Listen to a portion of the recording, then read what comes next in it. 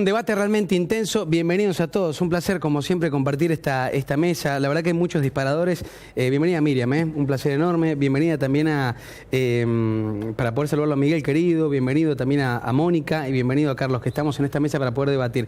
Hoy vamos a compartir un montón de análisis que yo creo que va a estar caliente la cosa, porque en la semana han pasado un montón de situaciones. Primero quiero sacar el primer disparador que tiene que ver con la decisión de la Corte Suprema de Justicia de decirle que no al tarifazo del gobierno, decirle no al aumento del 400%. Miren cómo lo tomaron ustedes.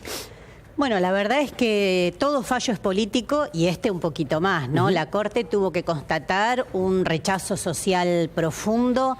Yo jugaba el otro día en las redes sociales diciendo, bueno, la Corte dice que hay que hacer audiencias públicas. Las audiencias públicas ya se hicieron en la calle con los cacerolazos, con el repudio masivo que demostró la población a este tarifazo.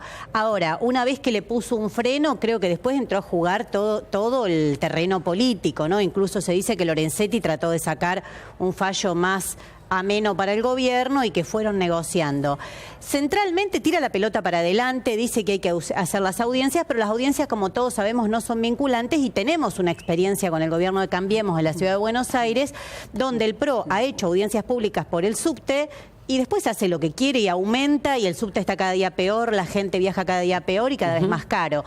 Entonces, nosotros creemos que más que nunca hay que redoblar la manifestación popular, ruidazo, cacerolazo, y seguimos exigiendo que las centrales sindicales rompan la tregua que tienen con el gobierno, que la unificación esta que planean no sea para intereses propios, sino que llamen a un paro con movilizaciones en todo el país para poder expresarnos realmente en frenar este tarifazo. Mónica. Nosotros lamentablemente vemos, no nos alegró el fallo, pero creo que los únicos que sorprendió fue el gobierno, porque los sectores políticos, todos prácticamente, estaban diciéndoles desde hace mucho tiempo que el gobierno estaba en un camino equivocado.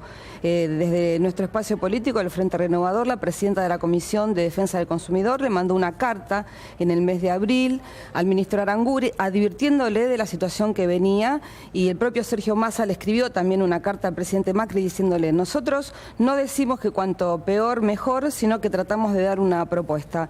Y proponíamos volver a cero, llamar a audiencias públicas. Por eso lo que hace el fallo de la Corte es ratificar lo que nosotros pensábamos que iba a ocurrir.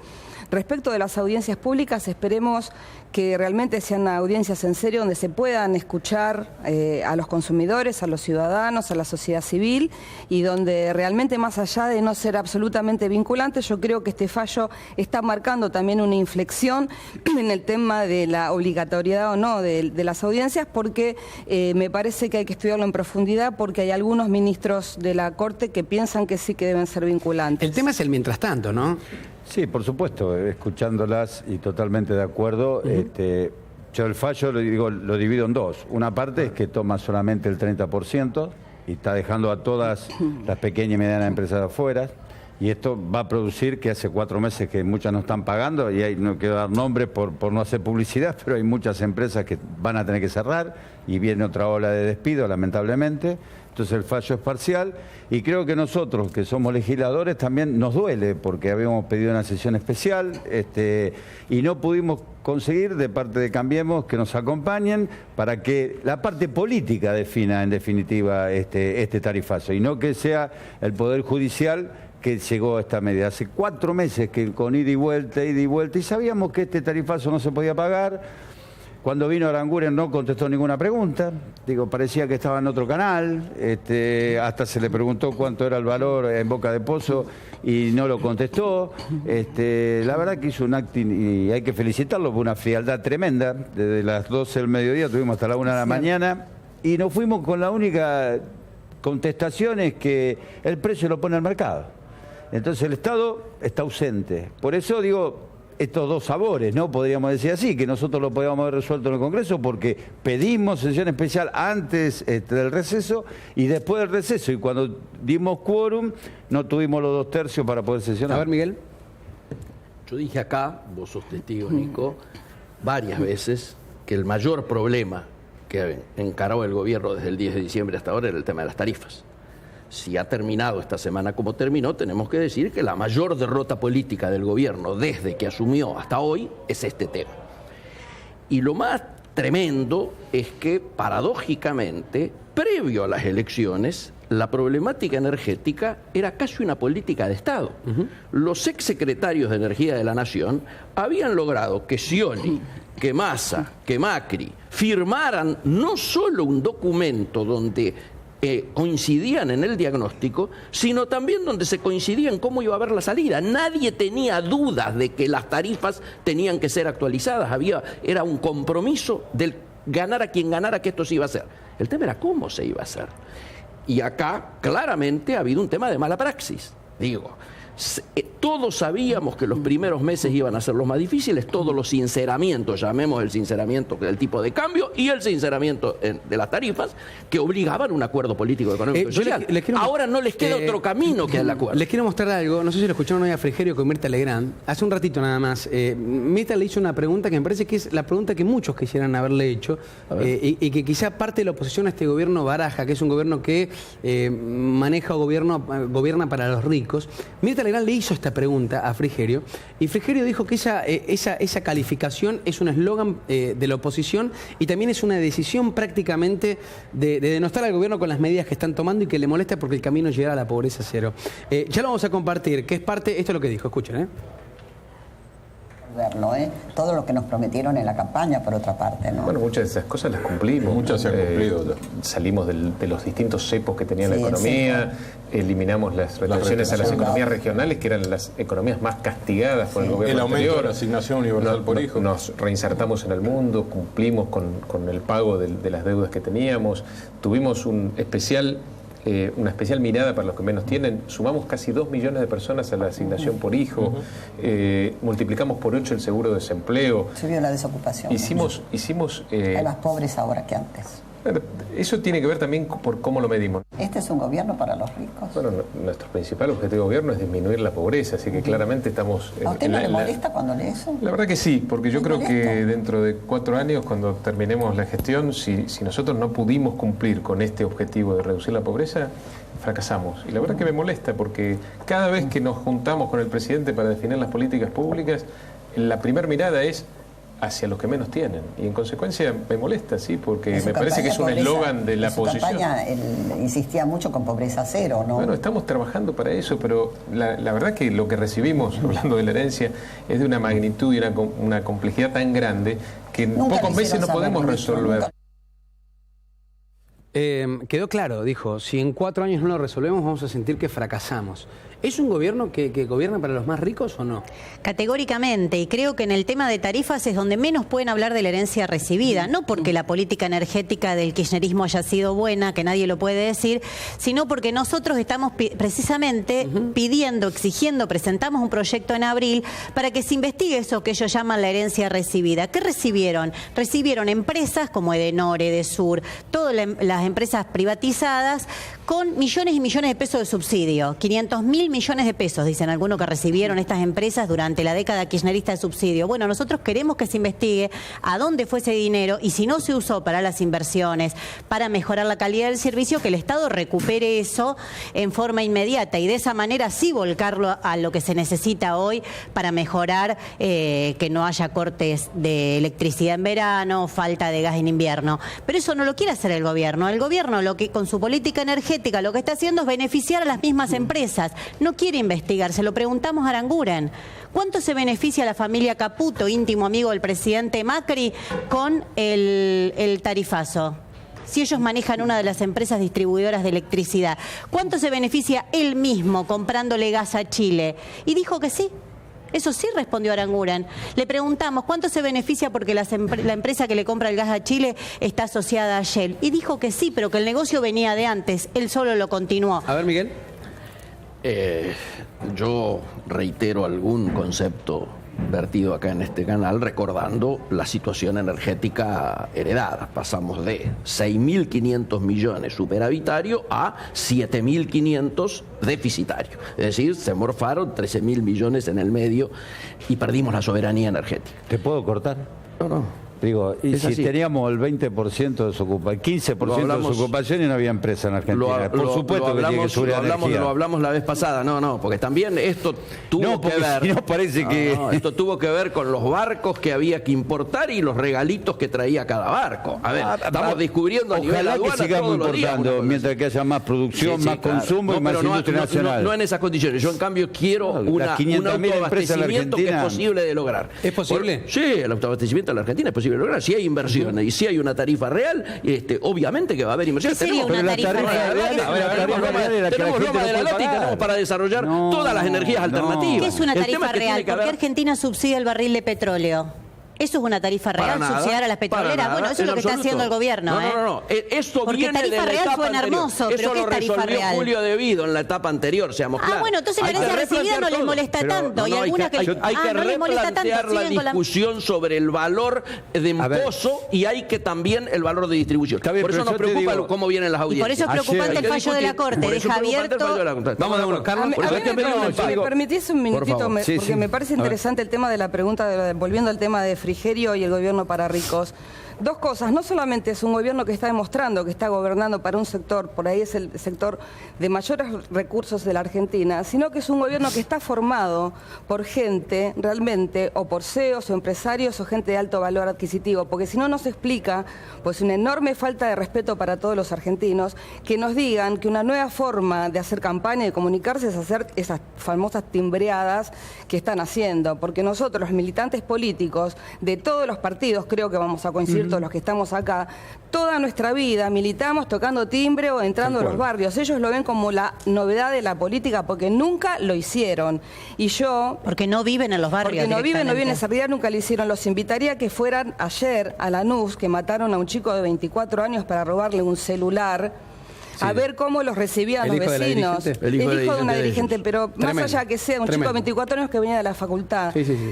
Me hubiera gustado que vayan, porque además nos dicen que son todas timbriadas espontáneas, y si hubiera sido así, más de un vecino lo hubiera recibido con aceite hirviendo seguramente ayer en Lanús o en cualquier distrito del conurbano donde los hechos de inseguridad no pasan, es moneda corriente, donde las facturas afectan a las pequeñas y medianas empresas, a los comercios, a los kioscos, a las familias, donde los jubilados no se pueden comprar remedios, donde la situación realmente está caliente. Entonces, te digo que sí, que es un gobierno que está formado por gente de alto recurso económico, donde no se nota que tienen sensibilidad por la gente, por el pueblo, por lo que está pasando, y eso se nota en las medidas que están tomando.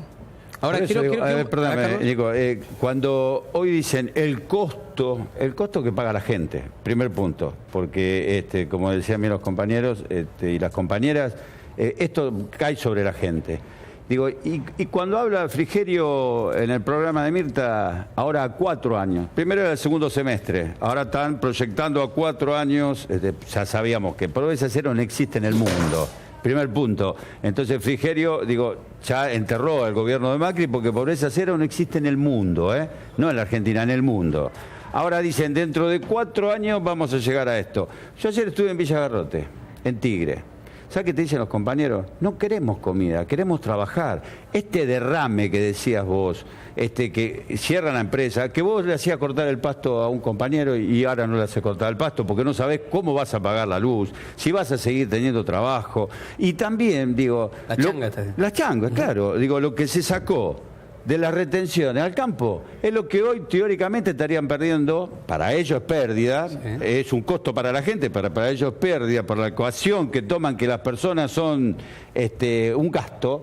Es lo mismo que le dieron las retenciones al campo. Entonces, cuando fueron por las retenciones al campo, en 2 días lo solucionaron. Ahora tuvieron 4 meses y dicen que ahora dentro de 4 años, vamos a ser sinceros, estoy de acuerdo con ella, con todos los que estamos en esta mesa, que es un gobierno para ricos y no le interesa a la gente. Y el timbreo de verdad, es una risa el timbreo. ¿Sabes cuando tenés que timbrear? Con decisiones políticas como vos estás en el gobierno. Cuando vos estás en el Ejecutivo, tenés que tomar decisiones todo constantemente. Y no podés quedar bien con todas. Hay cosas que podés quedar bien con uno y no bien con otro. Nico, y vos querés, si es un gobierno popular, queda con la mayoría. Y este gobierno queda con la minoría. El ejemplo de la necesaria rectificación que tiene que haber hacia la política y hacia los técnicos que yo estaba relatando en función de precisamente no haber convocado a los secretarios de energía a hacerse cargo, que tenían gestión y tenían acuerdos, es precisamente esto que se está relatando, ¿no es cierto? Aquí obviamente ha habido una interna, hoy prácticamente todos los diarios reflejan entre el ala política y el ala técnica. Acá ha habido una derrota concretamente que le han hecho pagar al gobierno del área técnica. Los CEOs que creen que con un Excel resuelven todo cuando lo que está faltando... Dicen que estaba muy enojado Mauricio Macri. ¿Y cómo no va a estar enojado? Le habían anticipado otra decisión de la justicia. Pero no solo, pero lo de la Corte te diría... Bueno, trabajaron para eso, tiraron carpetazos toda la semana contra la Corte Suprema para eso. No seamos inocentes. El primer tema es decir, se decía que queremos volver a la legalidad máxima, que somos democráticos, que queremos que se cumplan las leyes y no hacemos lo de las audiencias. A ver, el problema es este. ¿Saben que ayer la Corte no tiene la culpa de que no se haya cumplido la ley? Miguel, ya nos vamos a meter también con la firma de un integrante más de la Corte el día de mañana. Quiero meterme en un ratito también con el triunvirato de la CGT. ¿Qué va a pasar? Lo que dijo el Momo Venegas respecto a Sergio Massa, que se quiere quedar con las centrales obreras. En un ratito te lo voy a preguntar a vos, que es bastante interesante. Pero ayer estuvo Chiche Duhalde acá. Y estuvimos hablando justamente de un tema bastante importante, porque... de esto se desplegaba la mirada social, ¿no? Hablábamos del timbrazo, el timbreo, hablamos un poco de la asistencia y también hablamos de la imagen del presidente Mauricio Macri. En un ratito compartimos lo de Chiche Duhalde, pero miren lo que hizo la consultora Aragón, que habla en números prácticamente sobre la imagen luego del tarifazo del presidente de la Nación. Escuchen. Usted dice que cuando arrancó la presidencia en Capital Federal la imagen estaba en 70%. 70 y algo, sí. Ahora está en 40 y 46. ¿Siempre fue descendiendo? ¿Fue una línea recta o tuvo ondulaciones? Es que se estabilizó a partir de febrero. Se estabilizó en febrero, final de febrero, principio de marzo, se estabilizó en 52, 53 puntos. Al principio había salido del cepo, bueno, muchos dicen exitosamente. Pagó un costo al principio. Arregló con los buitres, fue ya no tanto éxito, muchos dicen, pero bueno, más o menos eran buenas decisiones. Y después vino el tarifazo. Después vino el tarifazo, o sea, bajó, hubo una planicie y ahora volvió a bajar. Los encuestados, ¿hacen responsable a Macri del tarifazo? Sí, definitivamente. ¿En qué porcentaje? Sí, a él definitivamente. No, absolutamente. O sea, es un altísimo porcentaje que lo hace responsable. Está claro que la decisión la toma el presidente y además todos sabemos una decisión de esta magnitud no la toma inconsultamente un ministro, no puede, en ningún país del mundo, ni mucho menos. Desde ya porque fija la política económica. Claro. Ahora, respecto al impacto que han tenido las tarifas, ¿no? La gente, ¿qué es lo que más le preocupa y qué comportamiento ha tenido en relación con las tarifas? Es curioso, porque vos preguntás, ¿está de acuerdo con el sinceramiento de las tarifas o el sinceramiento de las tarifas? Y tenés un 70% que te dice que sí. Claro, o sea que tiene que haber aumento. Tiene que haber aumento. Sí. Cuando le preguntás si están de acuerdo con cómo lo hizo, tenés un 70% que te dice que no. Claro, porque la cuestión no es una contradicción eso. No es una contradicción. Están de acuerdo con que hay que aumentarlas, porque las tarifas están retrasadas, y no están de acuerdo en la forma en la que se hizo. O sea, no es contradictorio. No es en absoluto. ¿Qué espera la gente? ¿Un gradualismo? Y si fuese así, gradualismo. ¿Y qué porcentaje de aumento le parecería razonable a la población? Mira, eso no lo hemos medido en realidad, pero hay un indicador. Creo que si uno aumentara hasta un 100% sería tolerable para la población. Es decir, el doble. El doble porque era muy baja la tarifa. Pero no llega al 400%. No, al 400% no. Pero además hay un dato más. Antes de la segunda vuelta, nosotros preguntábamos, ¿está de acuerdo con que hay que modificar las tarifas, etcétera, etcétera? Sí.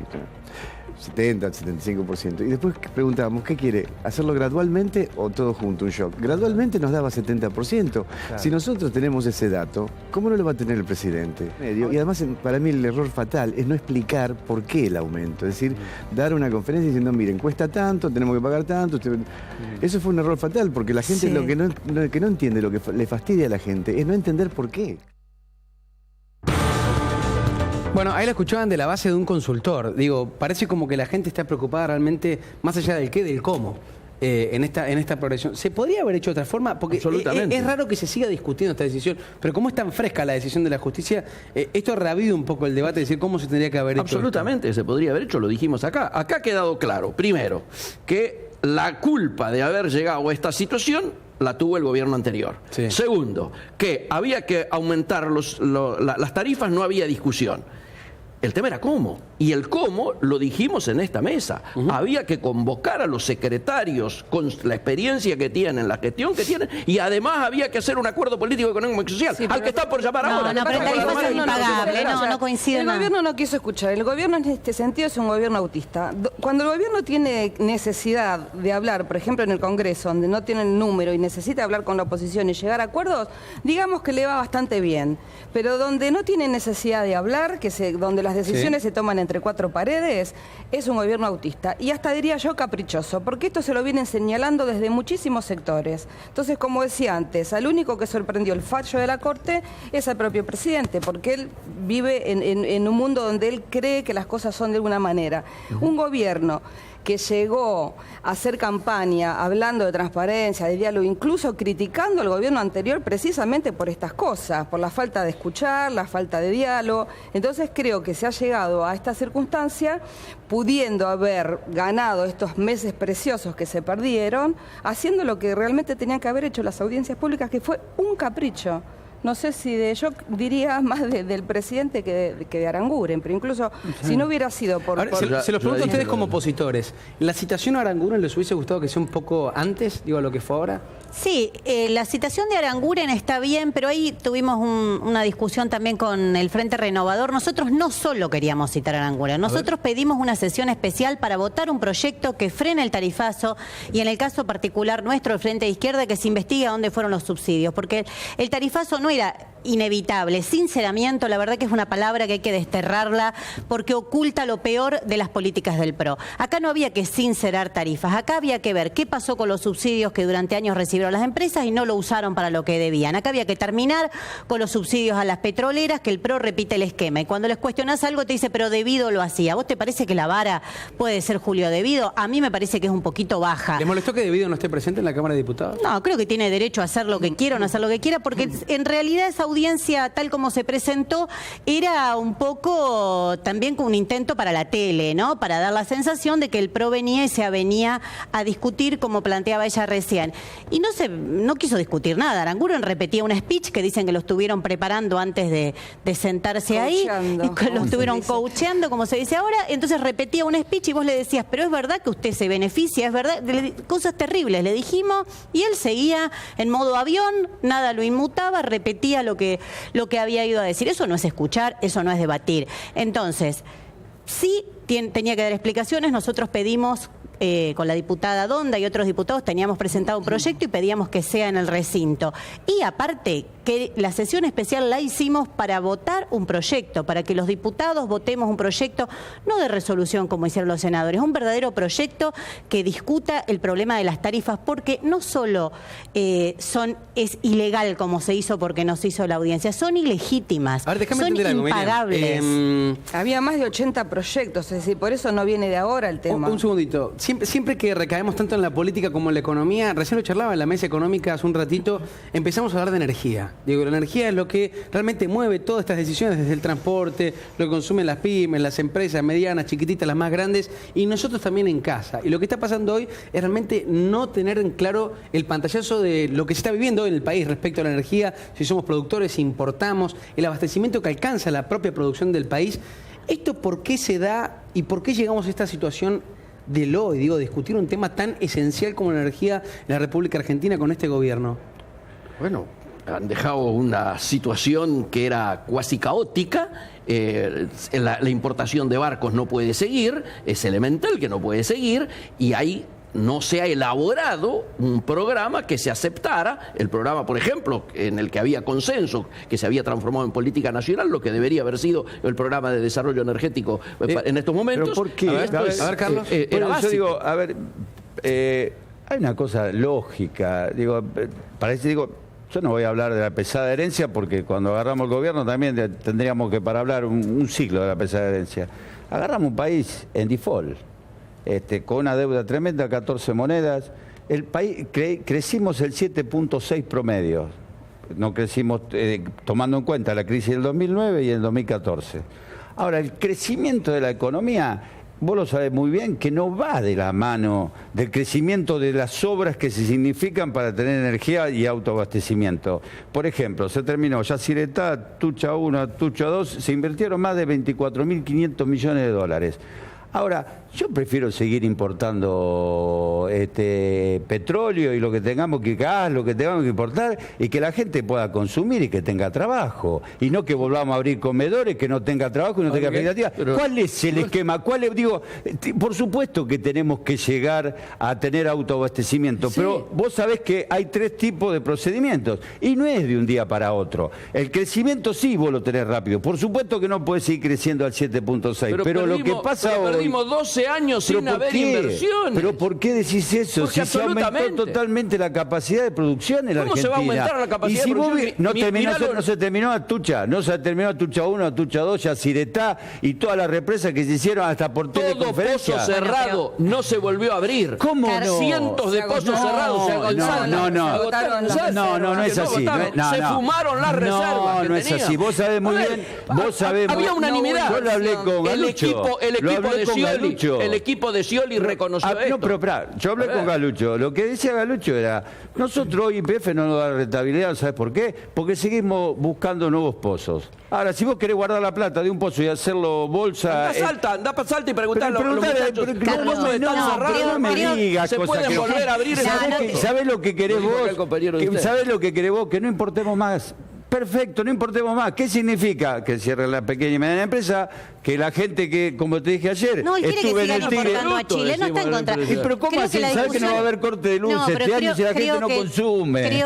Creo que la discusión es otra. Nosotros lo que criticamos precisamente es, por ejemplo, el acuerdo con Chevron, porque tenés que ir al origen del problema. Acá se dijo que no había que... Sigue secreto, ¿no? Sigue secreto porque ustedes no lo quieren abrir. No, está secreto. Ahora es responsabilidad de ustedes. Primero fue responsabilidad de ellos, ahora ahí no dicen pesada herencia. Ahí la pesada herencia, Laura Alonso se olvidó de la herencia y sigue repitiendo el mismo esquema de secretismo.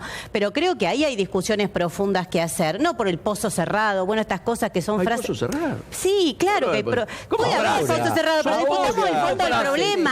Discutamos el fondo del problema, el acuerdo con Chevron. Ustedes le fueron a... Ellos le entregaron, le pagaron, dijeron que no había que pagarle un peso porque le habían vaciado algo que era todas luces evidentes, le terminaron pagando millones de pesos a la Repsol. Y ustedes van y le piden perdón en España. Entonces están repitiendo lo peor del esquema. No pueden hablar. Cambiemos no puede hablar porque está repitiendo desde esconder el contrato de Chevron hasta ir a pedir de rodillas perdón al rey de España. ¿Qué más les queda? Entonces yo disiento que acá no hay que discutir si un pozo en Salta o no. Acá lo que hay que discutir es el esquema al cual el kirchnerismo nos llevó, que terminó en vaca muerta. Vaca muerta es no solo fracking, método contaminante, sino que es la destrucción por parte de empresas que saquean y se llevan todo. Ahora, eso es una parte. La continuidad la está haciendo también.